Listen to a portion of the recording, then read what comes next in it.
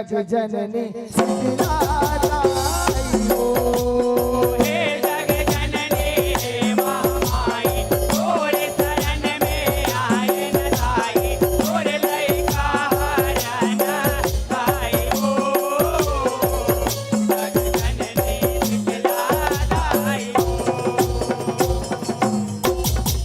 आवे जुड़े वास बिहार का सबो छान मनाते हो, सबो छान मनाते। सबो छान मनाते हो मैया सबो छान मनाते हो सबो छान मनाते बाजत है ढोलक मंजीरा सेवक जसला गाते हो, सेवक जसला गाते।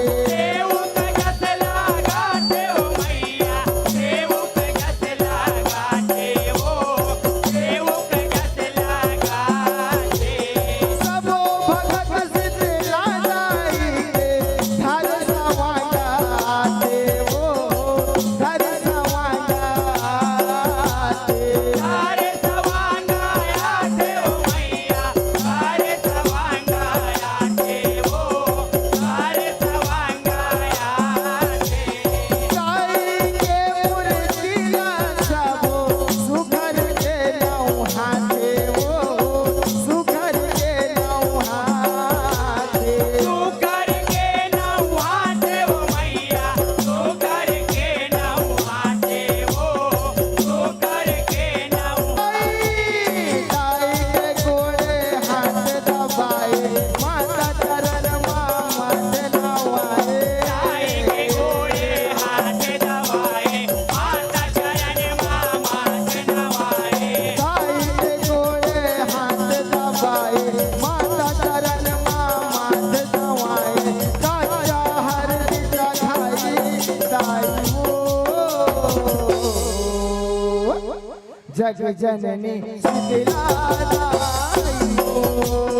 हे जग जननी हे महामाई तोरे शरण में आए न जाई तोरे लइका हरण खाई हो।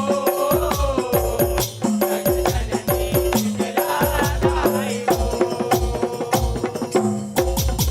पान फूल नरियर सबो भगत मन चढ़ाए हो, भगत मन चढ़ाए।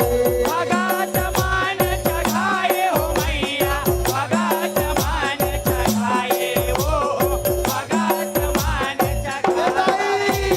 धूम धूप अरिया लीला सबो जन जराए हो, सबो जन जराए।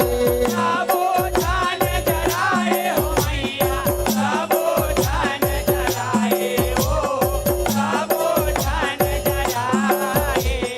कच्चा चना दाल दही के माता ला भोग लगाए हो, माता ला भोग लगाए। मातल भोग लगाए हो मैया मातल भोग लगाए हो मातल भोग लगाए। जग जननी शीतलादाई ला ऐसे के मनाए हो, ऐसे के मनाए। ऐसे के बनाए हो मैया ऐसे के बनाए हो ऐसे के बनाए। जय बजरंग करे आरती हनुमान के धरे सूरती। जय बजरंग करे आरती परमानंद के धरे सूरती। जय बजरंग करे आरती परमानंद के धरे सूरती। धन राज सेवा गाई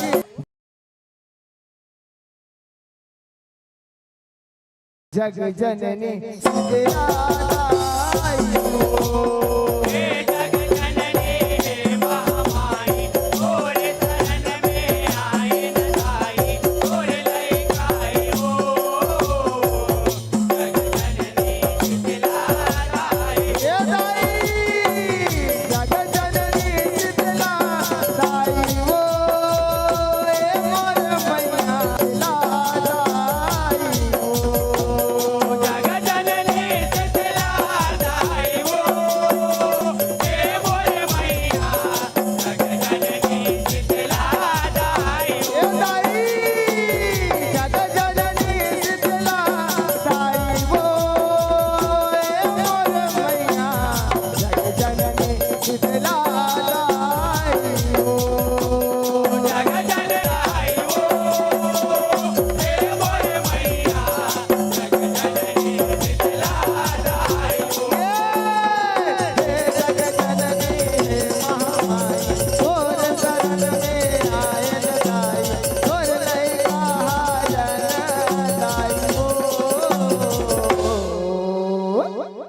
जग जननी शीतला दाई हो हे जग जननी हे महामाई मोरे शरण में आए न ताई और लैका आया न ताई हो जग जननी शीतला दाई हो हे जग जननी हे महामाई मोरे शरण में आए न ताई और लैका आया न ताई हो जग जननी शीतला दाई हो जग जननी शीतला दाई हो जग जननी शीतला दाई हो दाई हो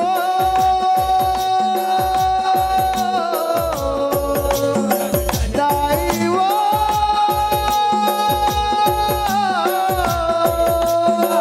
दाई हो बोल सीता मैया की बोल काली मैया की बोल अपने अपने माता पिता की बोल सरस्वती मैया की बोल महावीर बजरंग बली महाराज की बहुत बहुत धन्यवाद संतों जो आपने बहुत सुमधुर के साथ ये गीत प्रस्तुति दी है। एक बार जोरदार ताली बजाकर सम्मान देते हुए सत अभिनंदन है, स्वागत है जो आपने माता शीतला के दरबार में बहुत सुंदर ये गीत के साथ आपने माता शीतला जुड़वास में प्रस्तुति दी है। और नवयुवक समिति आप सभी की हार्दिक अभिनंदन, हार्दिक स्वागत है।